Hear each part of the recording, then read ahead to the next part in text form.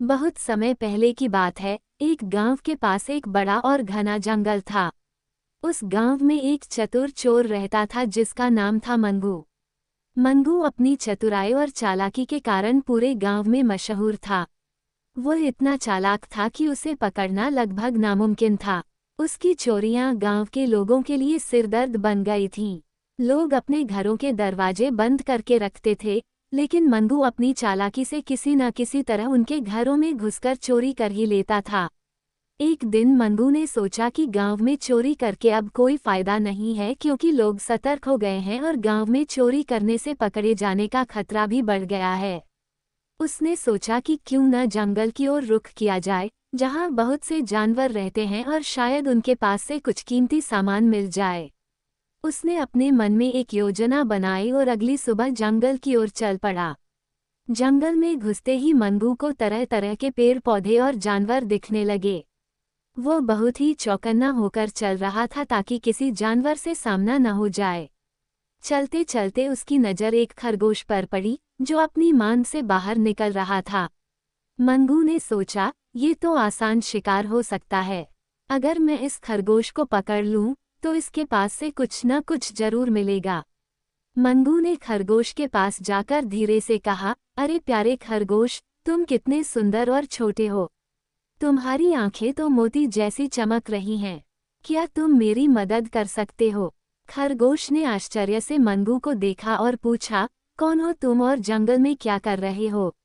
मंगू ने मुस्कराते हुए कहा, मैं एक यात्री हूँ और यहाँ खो गया हूँ। मुझे खाने के लिए कुछ चाहिए। खरगोश को मंगू की बातों पर थोड़ा संदेह हुआ, लेकिन उसकी मीठी बातों में फंस गया और उसने कहा, ठीक है, तुम मेरे साथ चलो, मैं तुम्हें अपने घर ले चलता हूँ। वहाँ तुम्हें कुछ खाने को मिल जाएगा। मंगू को अपने जाल में एक और शिकार फंसता दिखा। वो खुशी खुशी खरगोश के साथ चल पड़ा। खरगोश ने मंगू को अपने बिल में बुलाया और कहा, यहाँ आराम से बैठो, मैं अभी खाने के लिए कुछ लाता हूँ। मंगू ने सिर हिलाया और मन ही मन सोचा कि अब खरगोश के घर की तलाशी लेने का समय आ गया है। जैसे ही खरगोश बाहर गया, मंगू ने उसके बिल के चारों ओर छानबीन शुरू कर दी। उसने देखा कि खरगोश के पास ज्यादा कुछ नहीं था, लेकिन उसे एक छोटी सी पोटली मिली जिसमें कुछ गाजर और मूली थीं। उसने पोटली उठाई और वहां से भाग निकला। खरगोश जब वापस आया तो उसने देखा कि मंगू गायब है और उसकी पोटली भी नहीं है। उसने समझ लिया कि मंगू एक चोर था। उसने यह बात जंगल के अन्य जानवरों को बताई और सभी ने मंगू को सबक सिखाने का फैसला किया। इसी बीच मंगू अपनी अगली चोरी की योजना बनाने में जुट गया था। उसे पता चला कि जंगल में एक बहुत बड़ा पेड़ है, जिसके नीचे शेर का दरबार लगता है। वहां जंगल के सभी जानवर अपने अपने मामलों को लेकर जाते हैं और शेर न्याय करता है। मंगू ने सोचा, अगर मैं शेर के दरबार में जाऊं और वहां के किसी जानवर को बेवकूफ बनाकर उसका कीमती सामान चुरा लूं, तो क्या मजा आएगा। अगले दिन मंगू शेर के दरबार की ओर चल पड़ा। जैसे ही वह दरबार पहुंचा, उसने देखा कि वहां बहुत सारे जानवर एकत्रित थे। हाथी, हिरण, बंदर, लोमड़ी, भालू और भी कई। मंगू को देखकर शेर ने गरजते हुए पूछा, तुम कौन हो और यहाँ क्या कर रहे हो? मंगू ने बड़ी चालाकी से जवाब दिया, महाराज, मैं एक यात्री हूँ और यहाँ आपके न्याय के चर्चे सुनकर आया हूँ। मैंने सुना है कि आप बहुत ही न्यायप्रिय हैं और मैं आपके दर्शन करना चाहता था। शेर ने मंगू की बात सुनी और उसे दरबार में रहने की अनुमति दे दी। मंगू ने देखा कि वहां सभी जानवर बहुत ही अनुशासन में बैठे थे और अपनी अपनी बारी का इंतजार कर रहे थे। वह धीरे धीरे जानवरों के बीच घूमने लगा और उनकी बातों को ध्यान से सुनने लगा। इसी बीच उसकी नज़र एक हिरण पर पड़ी, जिसके गले में एक बहुत ही सुंदर मोतियों की माला थी। मंगू ने सोचा, अगर मैं इस माला को चुरा लूं तो बहुत अच्छा होगा। मंगू ने अपनी चालाकी से एक योजना बनाई। उसने पास बैठे बंदर से दोस्ती की और कहा, अरे बंदर भाई, क्या तुम उस हिरण से मेरी मुलाकात करवा सकते हो? मैंने सुना है कि वो बहुत ही ज्ञानी है। बंदर को कोई संदेह नहीं हुआ और वो मंगू को हिरण के पास ले गया। मंगू ने हिरण की बहुत तारीफ की और कहा, तुम्हारी माला बहुत ही सुंदर है। क्या तुम मुझे इसके बारे में कुछ बता सकते हो? हिरण ने गर्व से कहा, यह माला मुझे शेर महाराज ने अपने न्याय के प्रतीक के रूप में दी है। यह माला बहुत ही कीमती और अनमोल है।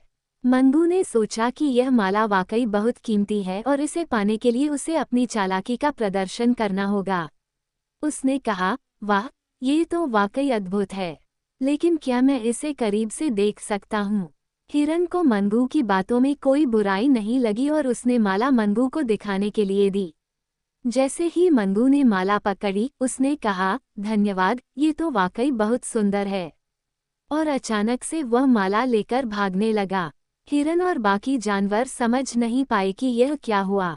वे सब चौंक गए और मंगू के पीछे दौड़ने लगे। लेकिन मंगू तो बहुत तेज था।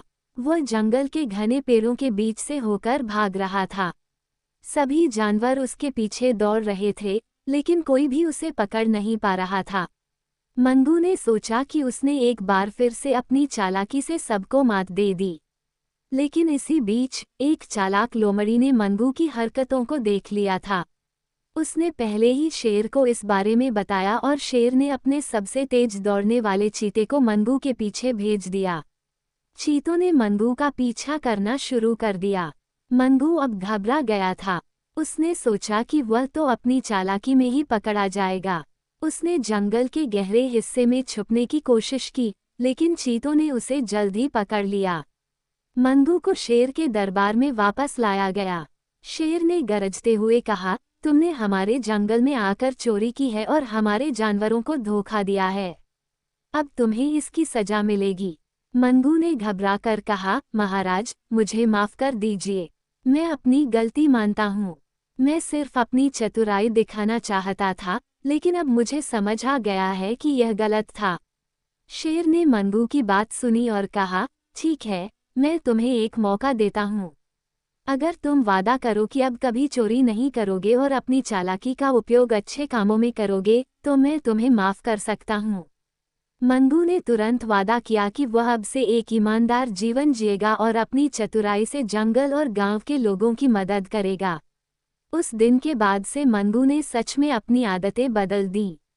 वह जंगल के जानवरों के साथ मिलकर रहने लगा और अपनी चतुराई से उनकी मदद करने लगा। उसने जंगल में एक सुरक्षा गश्ती दल भी बनाया ताकि कोई और चोर जंगल में न आ सके। जंगल के सभी जानवर मंगू की इस बदलाव की सराहना करने लगे और उसे अपना दोस्त मान लिया। तारांकन सीख। तारांकन इस कहानी से हमें ये सीख मिलती है कि चतुराई का उपयोग गलत कामों के बजाय अच्छे कार्यों के लिए किया जाना चाहिए। यदि हम अपनी चालाकी और बुद्धिमानी का सही उपयोग करें, तो हम न केवल खुद का बल्कि दूसरों का भी भला कर सकते हैं।